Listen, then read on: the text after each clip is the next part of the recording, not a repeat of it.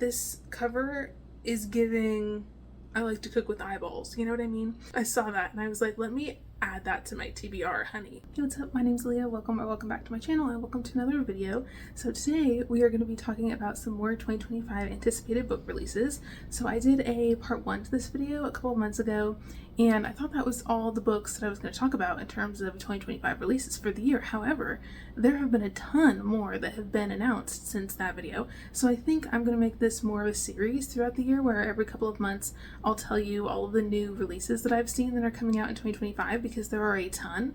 So we have some today that are romance, we have some horror, we have a bunch of queer books, we have some fantasy, so we've got a good mix of things. We also have a couple of novellas on this list as well, and I'm super excited because a lot of these are ones that I have never heard about until just recently, within the last couple of weeks. So I have, I think, about 28 books to talk to you about today.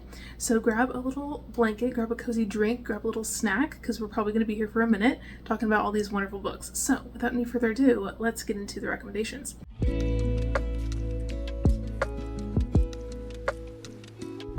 So here are quite a few books that I am incredibly excited to read. So the first one is called No Body, No Crime by Tess Sharp, and this one is a YA thriller that's also very gay.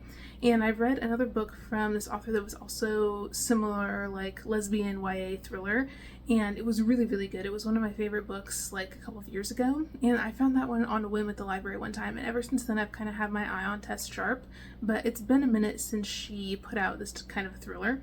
And so this one is completely unrelated to the last one, and it's following two girls. One of them is a killer, and she's killed multiple people throughout her lifetime, and she often kills with others. And she was at a birthday party, it's like a high school birthday party, and she and this girl Chloe were getting like harassed by this creepy guy Todd at the birthday party, and Chloe was the birthday girl. And long story short, this girl and Chloe go out in the woods and they like take the guy out, and they think, okay, that's the end of that, you know, and they kind of part ways, and this girl Chloe ends up kind of like going off the grid, and she's basically been missing for like 6 years. Nobody knows where she went, and our main character is like, that's kind of weird, because I was like really down bad for her actually, and I really liked killing that guy with her. It was like really fun.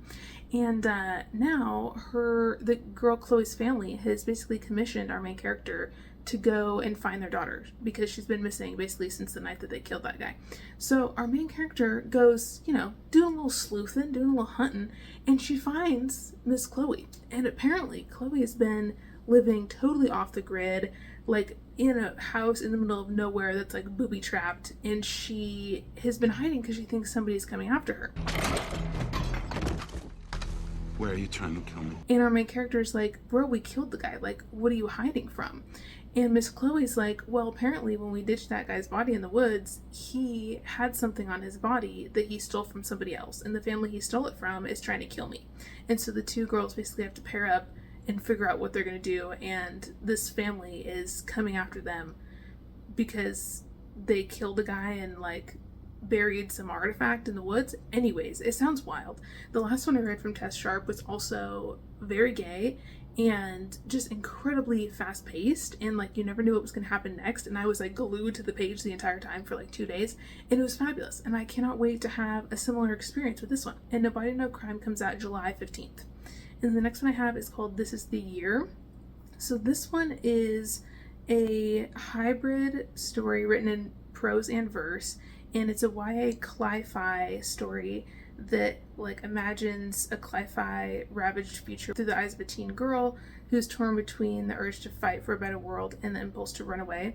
And so basically we're following this main character who's a twin. Her twin sister was recently killed in a hit and run, and their family is a family of immigrants, so they just came to the US. She's like 17 and she's not really sure what to do. She's living in Florida, and the whole state is like crumbling from climate change, and they're in this whole climate disaster, and she gets recruited by this private space program to basically go on this high stakes mission to space to try and like establish a human sanctuary on the moon, and she's not sure if she should go or not. And anyways, it explores immigration, climate justice, the power of community, and our main character is like trying to be a writer, and so she's like writing this story as if it's almost like a journal, it seems like. Anyways, it looks really cool. It's got an absolutely stunning cover, and I'm really excited to get to it. This is one that I randomly saw when I was like scrolling through books on a library website a couple months ago, and the cover just like grabbed me in a chokehold, and I was like, okay, I need to read this book just because I don't know, I was really drawn to it for some reason. But again, have not heard anybody really talking about this on like booktube or Instagram or anywhere, but the cover is just really stunning. And I don't usually read a lot of YA, which is interesting since the first couple books on this list are YA, and I have a couple more, but I've been seeing some really good ones coming out in 2025, and I don't know, there's something about them, they just look really good. So the next one I have is also YA, and it's called Teenage Girls Can Be Demons, and this is a short story collection, and it's horror, and all the stories are written by different authors, and I don't think that they're interconnected or anything. And so it says that there's 13 coming of age stories that are about rage, and they're all wildly inventive and completely and utterly enthralling. And so one of the stories is about a vicious group of college upperclassmen who prey on freshman girls. There's another one about a world of sinister desire that opens beneath a family basement in their house. There's another one about a girl on a night out who realizes that there's a cop who's like hunting her, which is really creepy. And then there's also one that's set on Halloween, and it's about a prank that goes horribly wrong when a murderous ghost steps out of an urban legend and into the real world. And it says that these stories take our most difficult years of transformation and twist them into new and terrifying shapes where the monsters are real and you'll do whatever it takes to get away or get even. And this cover just really got me, honestly. It reminds me of the cover of another YA horror that came out a few years ago. And this is another one that I've been wanting to read for a long time. That one's like a werewolf shifter book, and this just seems like really similar in terms of like the vibes in the cover and everything. And I love that the girl has like horns and like fangs and everything on the cover. I think it's really dope. And the next one I have is called The Entanglement of Rival Wizards by Sarah Rosh. This one comes out September 2nd, and it's about two rival wizards who are gay guys, and they are basically like studying at this magical university, and they're like trying to one up each other, and it's very magical. That's all I really want to know going in. It looks really fun. One of the guys looks like a tattooed badass, and the other one looks like a golden retriever, so I think that's going to be really fun. Another thing I wanted to mention is that some of these books are already out. They just recently got released, so there's a couple on this list that are releases that came out in February and then early March. So a few of these you can already get your grubby little hands on if you would like to, including the next one. So the next book is The Divine Flesh by Drew Huff. So this one came out March 4th, and this is a horror fantasy, and it's set in Idaho, which I think is really cool because I live in Idaho. And this one is about this woman named Jennifer, and she basically has this entity living inside of her called the Divine Flesh. And on the cover it looks almost like a heart with like weird mouths on it, but it sounds really creepy. So this entity is like living inside of her, and I think it can like talk to her, and the two of them like despise each other. And the only two things that they have in common are the fact that they both live inside her body and the fact that they're both in love with her ex-husband Daryl. And basically Jennifer and her ex-husband Daryl have to like team up to try and figure out how to take out this entity, because Jennifer decided to take this like magical experimental wonder drug to try and like rid herself of the divine flesh inside of her, but instead what it did was like make it its own entity that's separate from her, and it's like obsessed with trying to like love everybody, and it's trying to like take over the world, I think, or something like that. And so basically Jennifer, who is now like a dysfunctional drug mule, and her ex-husband, who's an electrician, are living in rural Idaho, and they're trying to stop this cosmic abomination before it's too late. And that just sounds really dramatic, and I'm really excited. It also kind of reminds me of like some of the books I've read recently that have to do with like eldritch gods and stuff. It almost sounds like it becomes kind of like that level of like cosmic horror type of thing, but it sounds really fun, and the cover is really gorgeous. I love the pink, and it looks really creepy and gross, and I'm really excited about it. And then the next one we have is called The Night and the Moth. So this one is a fantasy romance, and it's by the same author who also wrote this other book that I own called One Dark Window. So this is a new series from Rachel Gilligan, And this duology was like crazy popular in 2024. And so this one is the first book in a brand new series from her. And I don't know if this is going to be another duology or like a really long series or what, but basically we're following this woman who tells prophecies, and she is running away with this guy who's a knight, and the two of them are trying to like save a kingdom, it sounds like, and they have to fight some gods. And I think that he doesn't really believe in her prophecies that she tells, and for some reason he's like the only one where she can't see his future, and so that's kind of interesting. And I think that they end up like having a romance while they're on some kind of like journey across different kingdoms.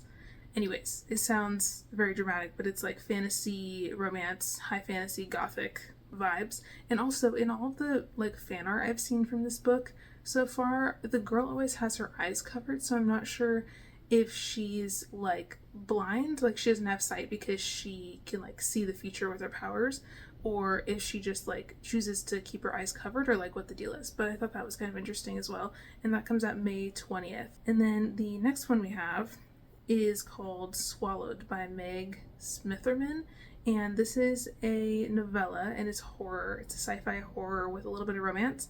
And it says, Earth is broken beyond repair. The planet is our last hope. So there's this other planet where they've been sending people on missions to go and like scout it out, basically.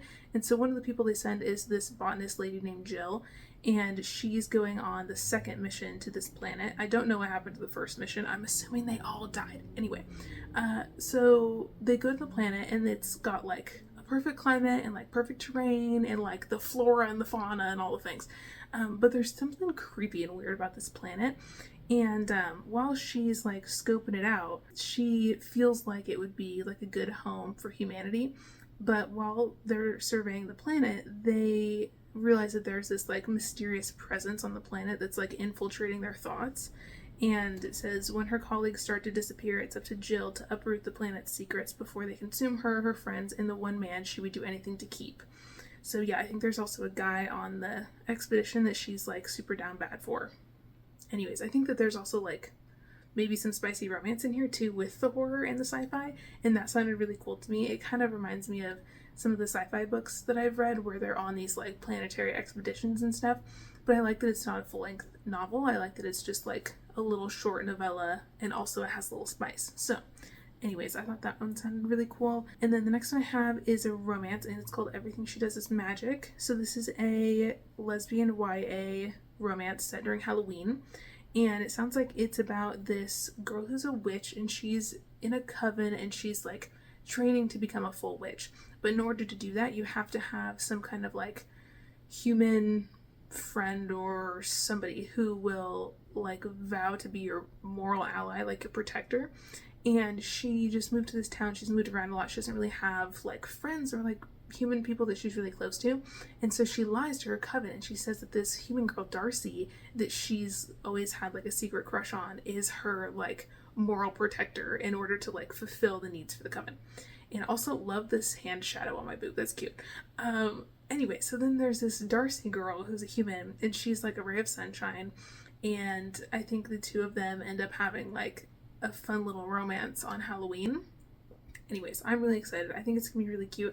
I saw this cover and I was like, you know, I don't normally do YA romance, especially like contemporary romance, but I really like the like Halloween romances specifically. I've read a lot of like Halloween romances that are monster romances that are adult and stuff, but I haven't really read one that's more YA, and I think it's really cute. And I also like the look of this like little small town during Halloween vibe. It says that it's perfect for fans of Gilmore Girls and Wicked, and it has like the magical fall sapphic vibes. So anyways, that looked really cute to me, and so I added it to the list. That one comes out September 9th. Also, a lot of the ones on this list come out in September and October, specifically that like September 9th and like early October timeline. There's a ton of really good books coming out, just FYI. The next one I have is the sequel to Bride. It's called Mate by Alea Hazelthornne. So this one is following the best friend of the girl from book one. So we're following Serena Paris, and she is one of the first people who's ever come out in this world as like a half human, half werewolf hybrid. And there's all this like political unrest going on in this world between werewolves and vampires and humans. And basically, she is now a target because being like an interspecies person is like really dangerous in this world, and so people are starting to like come after her now that they know what she is. And so her only option really is to be with this guy. His name is Cohen, and at the end of, okay, I don't want to spoil book one, never mind, I'm gonna zip my lips and throw away the key on that. But basically, we get a little taste test of Cohen and Serena in book one, and I'm really excited about them. I think this is going to be really fun. I actually read Bride twice in 2024, and both times it just like had me in a chokehold. Like whenever I started that book, that's all I was going to do for a whole weekend was read that book. So I'm excited about this. It's coming out October 7th, and it's a fantasy paranormal romance. Anyways, it sounds like there's going to be some more fights between the vampires and the werewolves, and Cohen's gonna have to, like, you know, protect his woman, you know what I mean? Anyways, I'm frothing at the mouth if you couldn't tell. So let's go on to the next book. So the next one is called Shy Girl. Very different vibe. So this is actually a literary horror, and I picked it originally because I just think this cover is stunning. I don't know what it is with this dog crying, but it's got me in a chokehold. And normally I don't go for books that look like this. I'm not really like a literary fiction girly pop, but I love a good horror. And so I thought this was, you know, interesting for a horror novel, not really like the type of horror I normally go for. But anyways, it says, lonely, broken, and depressed with a serious case of OCD, Gia finds herself at a crossroads when financial troubles lead her to Nathan. Don't ever let your financial troubles lead you to a man, honey. Anyways, Nathan is a mysterious and affluent man she encounters on a sugar dating website. You don't say. Desperate for a solution, Gia is intrigued by Nathan's unconventional offer. In exchange for living as his devoted pet, all of her debts will be erased. These white men are dangerous. Sus. Okay. But the longer Gia is in captivity, the more animalistic she becomes. Oh dear God. For fans of Night Bitch by Rachel Yoder, and it's a harrowing tale of girlhood, survival, autonomy, and revenge. Oh my gosh. And it's listed as a horror, literary fiction, feminist, adult thriller. So, okay, let's break that down for a second. So he has her become his pet and keeps her in captivity until she becomes an animal herself. Well, that sounds horrifying. It comes out March 1st, which means it's already out. And I need to get my grubby little paws on it because I think it's going to be really, really good. There's some people on booktube who I follow have given it like 4 stars, and one of the reviews says, "Night bitch found dead in a ditch." I saw that and I was like, let me add that to my TBR, honey. Okay, next up we have Play Nice by Rachel Harrison. So Rachel Harrison is like a cozy horror writer, and I have yet to really get into cozy horror, but I saw this cover and I'm really, really, really kind of a slut for a haunted house story. And I've read quite a few of them recently, and I've read some that are extreme horror, and then I've read some like this that seem like they're a little bit on the lighter side. And so this one just says that it's a gothic horror, and we're following a woman who must confront the demons of her past when she attempts to fix up her childhood home in this devilishly clever take on a haunted house novel. And it says this girl Cleo leads a picture-perfect life as a stylist, and she's an influencer. Now that's the part where I'm not sure if I'm gonna like it, because normally I don't like books about influencers because it's really cringe, says the girl who's talking to you on a YouTube video. Anyways, but it gets kind of cringe. Anyways, it says that beneath the glossy veneer, she harbors a not-so-glamorous secret. She grew up in a haunted house. Well, not haunted, possessed. After Cleo's parents' messy divorce, her mother moved her and her sisters into a house occupied by a demon, or so Alex claimed. That's not what Cleo's sisters remember, or what the courts determined when they stripped Alex of custody after she went off the deep end. But Alex was insistent. She even wrote a book about her experience in the house. Okay, so it sounds like the girls think that the house is possessed. Their mom went off the deep end after they moved in there, and there was some divorce happening, and there's some ugly truths in the foundation of this house that Miss Cleo is going to go and find when she's like, you know, pulling up the floors or whatever. The shadows on this video are just, you know, a crime. Anyway, That's what happens when you have a headache all day and wait till the end of the day to film. Anyways, so the thing about this, so she's an influencer. We've got the whole like demon in the house thing, mom went off the deep end thing going on. But I don't know. There's something about this where I think it could either be really good or it could be a miss, and it's anybody's guess. But the cover is so cute that I wanted to put it on this list. And then next up we have another one that I feel similarly about. Could be like a banger or could be like and it's Hungerstone by Kat Dunn. So this, let's talk about this cover. This cover is giving Lapvana to me. However, there's another cover, I think it might be the UK cover, that's absolutely stunning and like has me in a chokehold. And I wish that that was the normal US cover because I think it's super cool. So this one is a horror fantasy and it's about vampires and it's also about lesbian vampires, which really got me. And so it says, "For what do you hunger, Lenore?" Ooh, the name Lenore just hits too.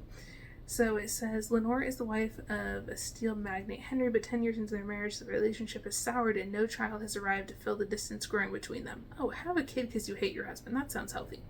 Henry's ambitions take them out of London into the imposing Nevershaw Manor in the countryside, where Henry aims to host a hunt with society's finest. Lenore keeps a terrible secret from the last time her husband hunted, and though they never speak of it, it haunts their marriage to this day.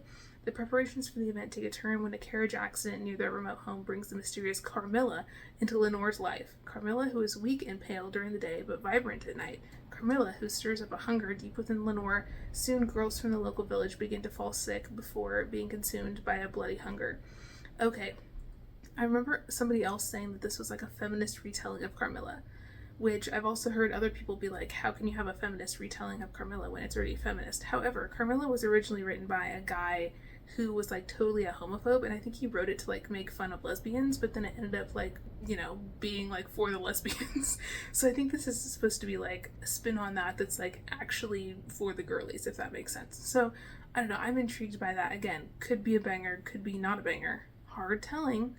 I've seen people give it 4 stars, I've seen people give it 2 stars, both people that I trust on booktube, so could go either way, but sounds fun.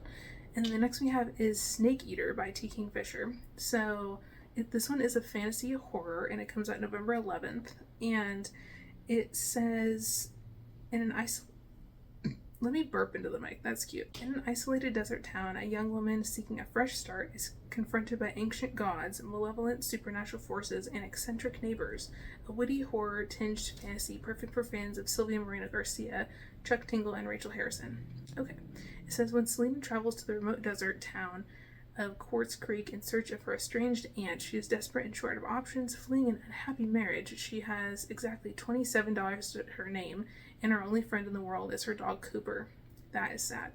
On arrival, Selena learns that her aunt is dead, but the inhabitants of Quartz Creek are only too happy to have a new resident. Oh, that sounds bad.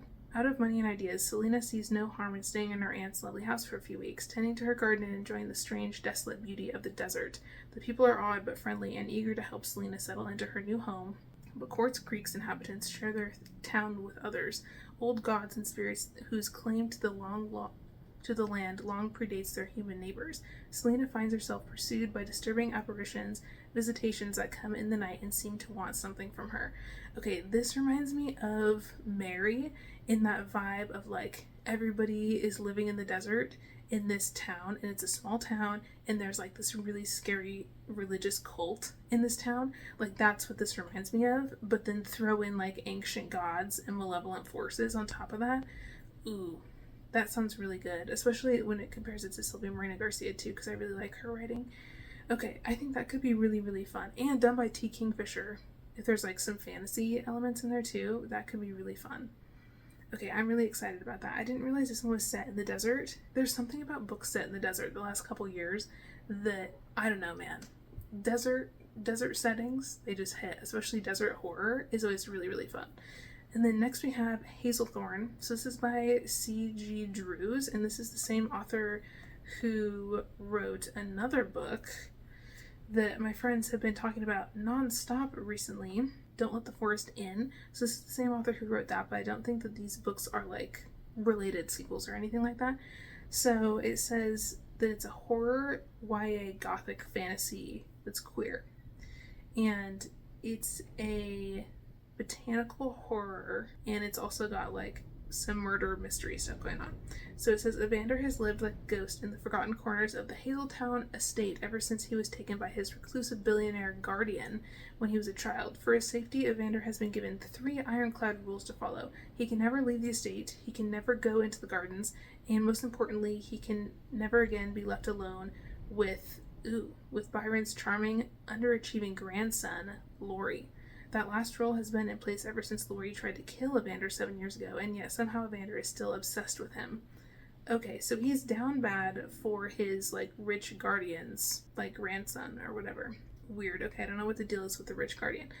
It says, when Byron suddenly dies, that's the guardian, Evander inherits Hazelthornne's immense Gothic mansion and acres of sprawling grounds, along with the entirety of the family's vast wealth. There's just one caveat. He must choose a new guardian from among Laurie's scheming, backstabbing relatives to help manage the estate until he turns 18.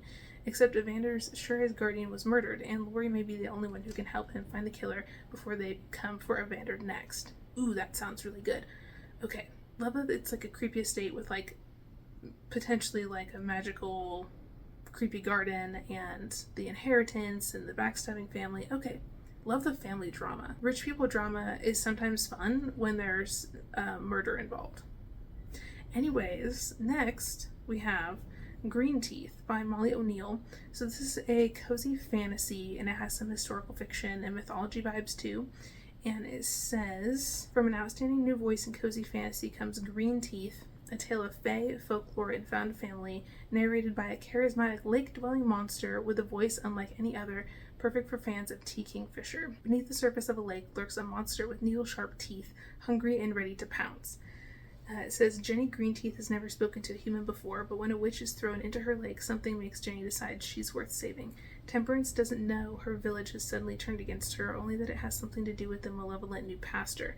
Though they have nothing in common, these two must band together on a magical quest to defeat the evil that threatens Jenny's lake and Temperance's family, as well as the very soul of Britain.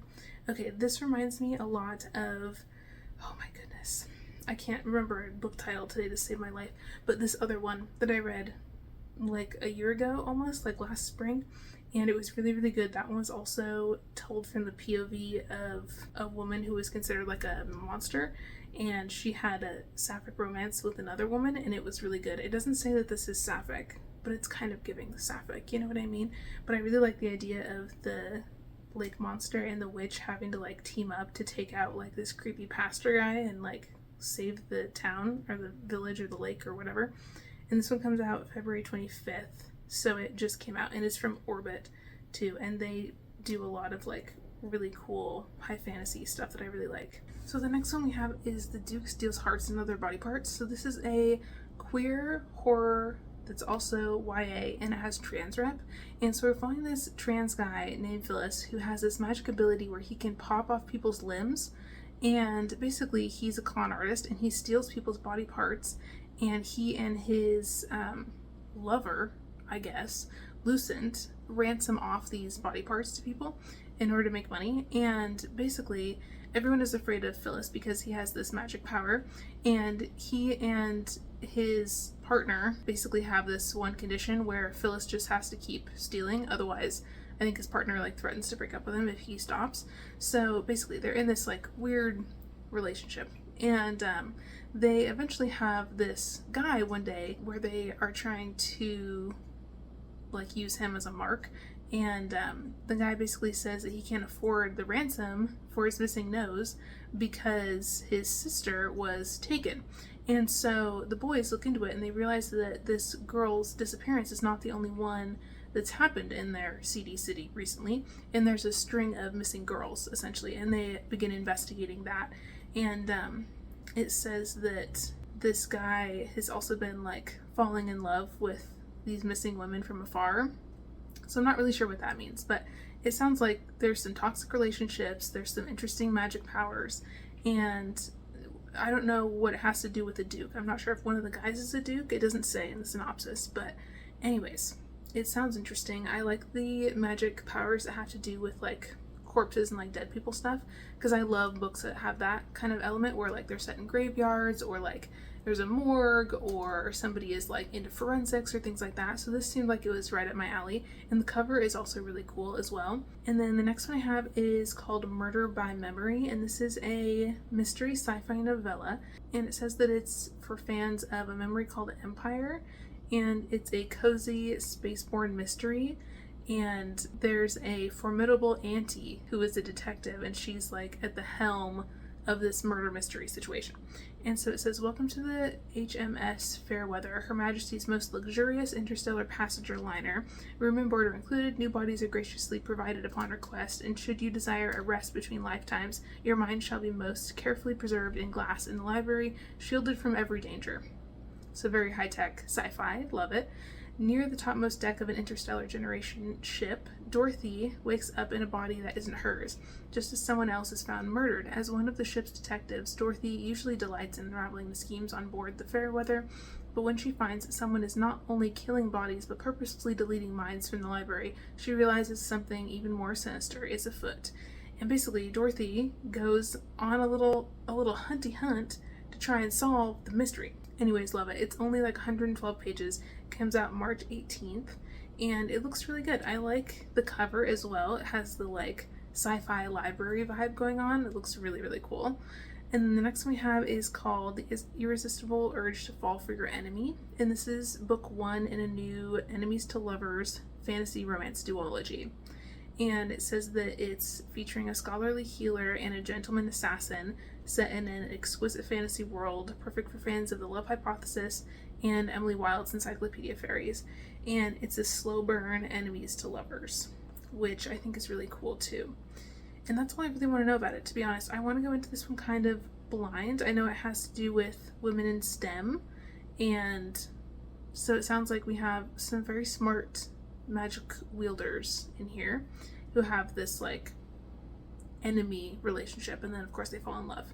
And I just love this cover too. It has a lot of like animals along the edges. It has like a crane almost, and like a kind of a wolf looking thing. Anyways, I just think it's really cute, and it comes out July 8th 2025. Also, this one's over 400 pages as well, so it's like a chunky enemies to lovers. So I wonder if that's why it says it's a slow burn too, because maybe it's like, you know, it takes them a long time to fall in love. That's why the novel's so long, darling. But also, if it's the first in a series, I wonder about that too. Maybe the other books follow other people. Anyways, the next one I have is called The River Has Roots. So this is a fantasy novella, and it's also queer, and I think there's some romance in it as well. And it says, follow the river list to the small town of Thistleford on the edge of Fairy and meet two sisters who cannot be separated even in death. And I think it's a retelling of the story of the two sisters, which I personally am not like super familiar with, but I saw some people on Goodreads saying that this was like 4 and 5 stars, and they really, really loved it.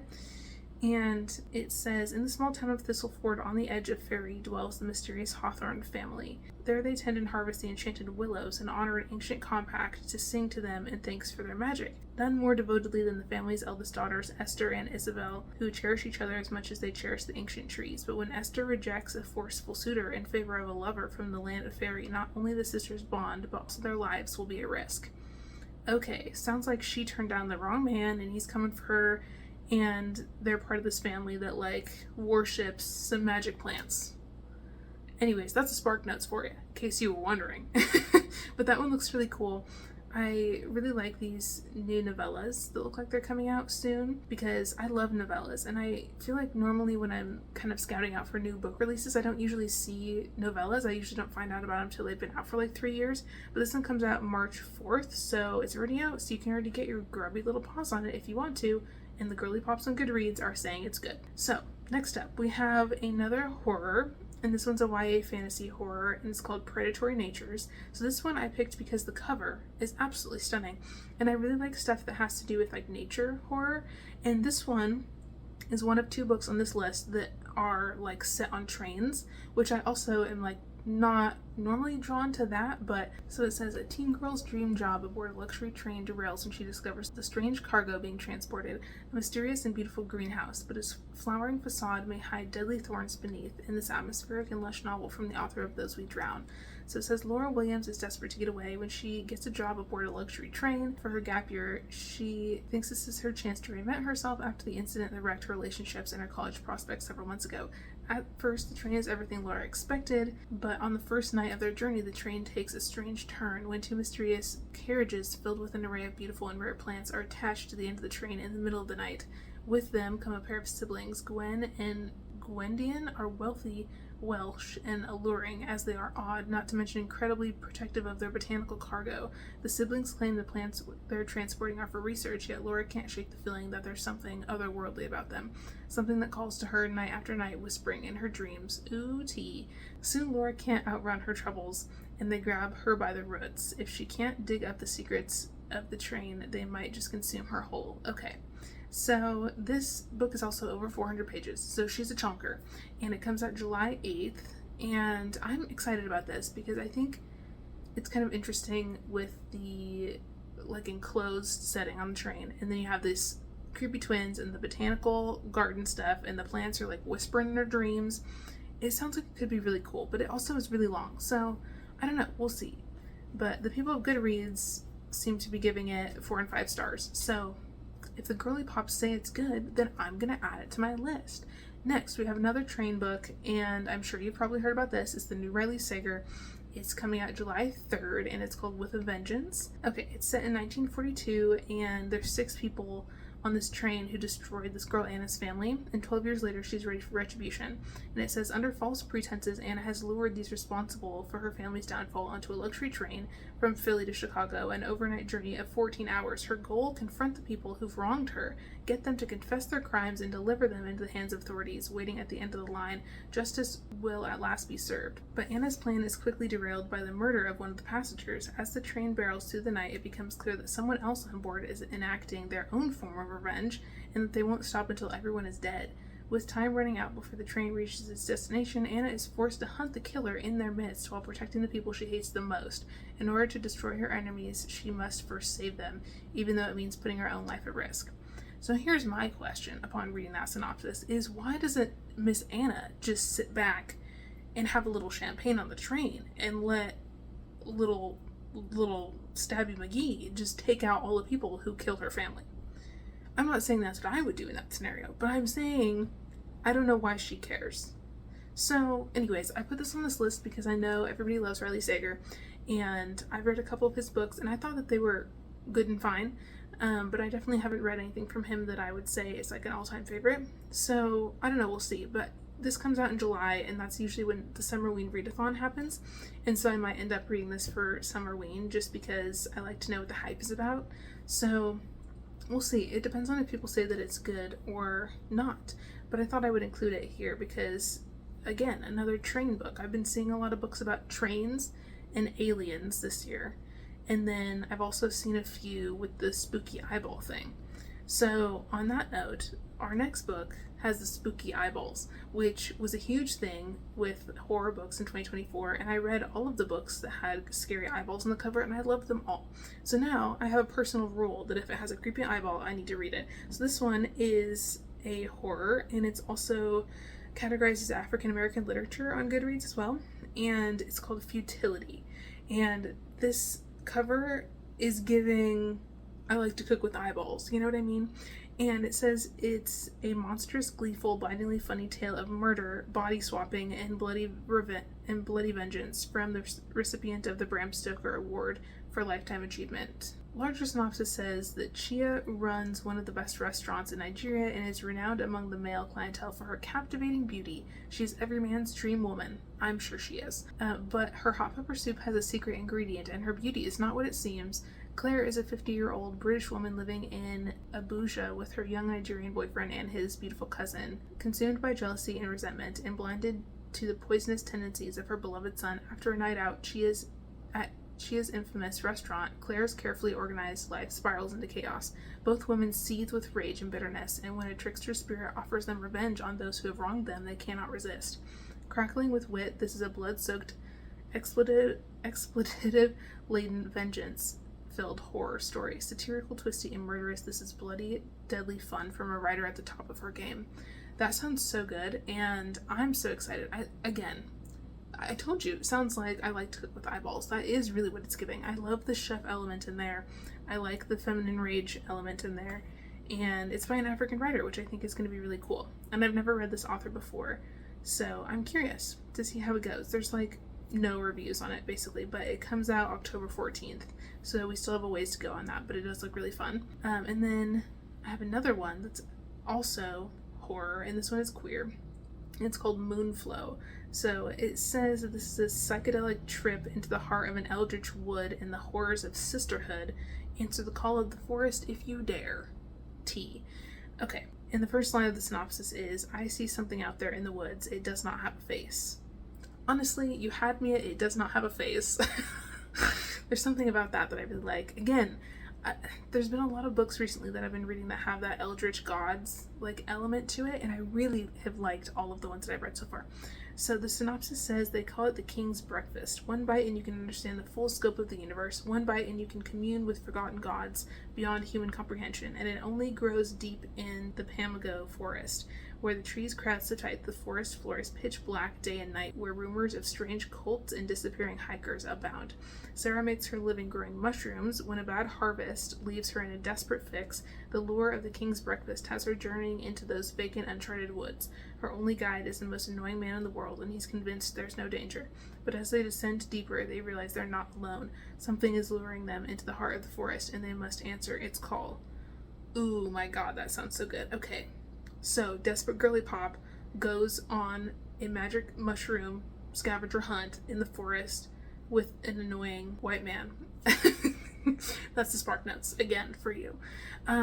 This one comes out September 2nd, and it sounds really, really good. Haven't really heard many people talking about this. I can't even remember where I found it. I think it was Instagram. I've been scrolling through the depths trying to find the good shit to recommend to you. But this cover is super psychedelic and weird looking. And I think it's really interesting that like skeleton in the middle that looks like it's just totally contorted and spooky. Oh, I love it. Looks amazing. Okay, the next one, switching gears completely, is another fantasy romance, and this one came out February 18th, and it's called Wooing the Witch Queen. And I already looked, and it's on Kindle Unlimited, and I added it to my library, but I haven't read it yet. And it sounds really, really cute. It says it's set in a gas lamp lit world where hags and ogres lurk in thick pine forests. Three magical queens form an uneasy alliance to protect their lands from invasion, and love turns their world upside down. So we're following this one queen, and her name is Sasika. Anyways, she's a wicked sorceress, and everyone's scared of her. But basically, she wrestled her throne away from her evil uncle, and all she wants to do is try and keep her people safe from the empire next door. And in order to do that, she needs to spend more time in her lab experimenting with spells, and so she doesn't have time to bring order to her like chaotic magic library or whatever. So she hires this dark wizard guy and makes one of these dark wizard people she hires her new librarian, and his name is Fabian, and he's sweet and he's nerdy and he seems like a little bit weird, and he's like really obsessed with fountain pens, and he's basically like writing her flirty little poetry notes, and he's like this innocent guy, and they end up having this like really tender romance. Anyways, I've seen a couple reviews so far on Goodreads for it, and it seems like the romance girlies are really liking it because she's like this badass witch queen who just took over her throne, and she just falls for this like cute, tender little nerdy librarian guy who just wants to like have a cool pen. Anyway, it sounds tender. The cover is also really, really beautiful, and I'm really excited about that. And then the last full-length novel I have to recommend to you is called Freak's Law. So this is set during the 90s in the summer. And it sounds like it's set in this small town where this almost like circus type of thing comes to town.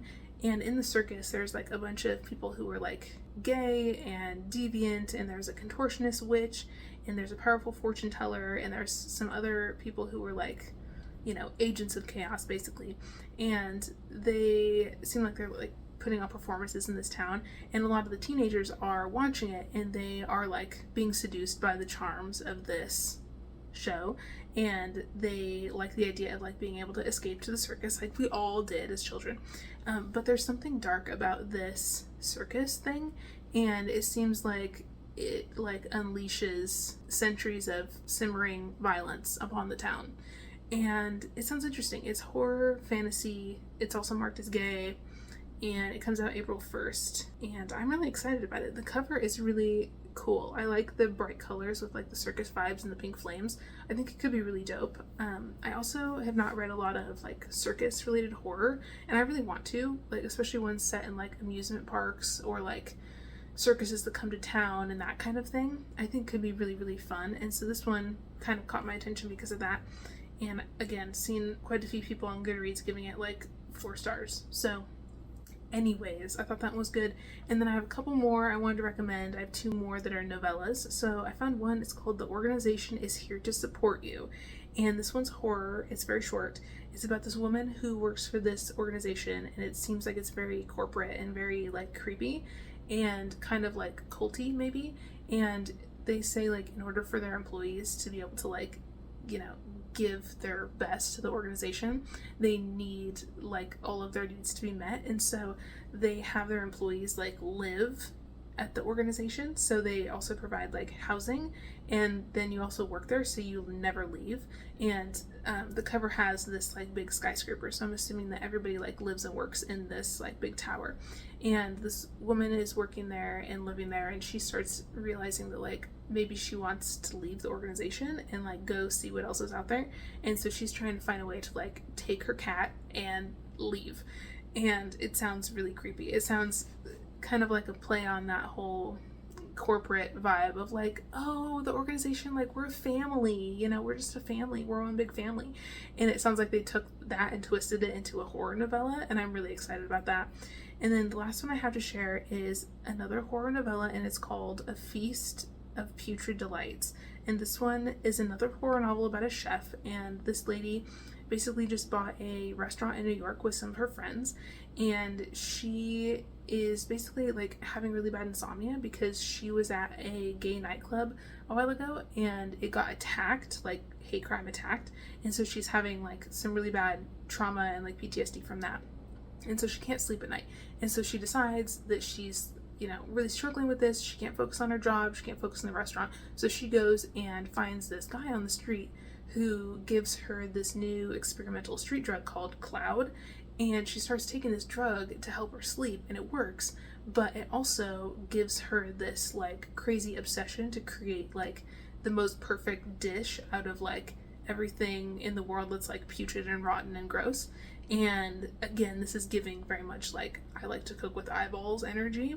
And the cover reminds me a lot of the alternative cover for Mayfly, with just that like stylistic drawing of like a woman's head with like creepy stuff. Anyways, I love the eyeballs like in the face on this cover. I just think it's really creepy and weird. But that one comes out March 25th, so it's not out yet, but it will be out later this month. So anyways, those are all of the books I have to share with you today. Actually, I lied to you, there's one more. It's called How to Survive a Fairy Bargain. Comes out October 7th. This one doesn't have a cover yet, and it's the sequel to one that I read a few months ago that I really, really liked, and it was called How to Summon a Fairy Godmother. And so this is a adult fantasy Cinderella retelling, and it's really, really good, and I love it. There's some like romance in here too, and the first book had like a love triangle, and it kind of ended on kind of like a cliffhanger a little bit, and so I'm really excited for the second book. Anyways, that's for real the last book I have to share with you, and I will be making videos like this in the future, I think, to talk about more books as they become announced. As covers also get released, I'll also be going over ones like the one I just mentioned that doesn't have a cover yet. So if you want to see some more videos from me, make sure that you like and subscribe, and thank you so much for watching, and I'll see you in another video very soon. Bye!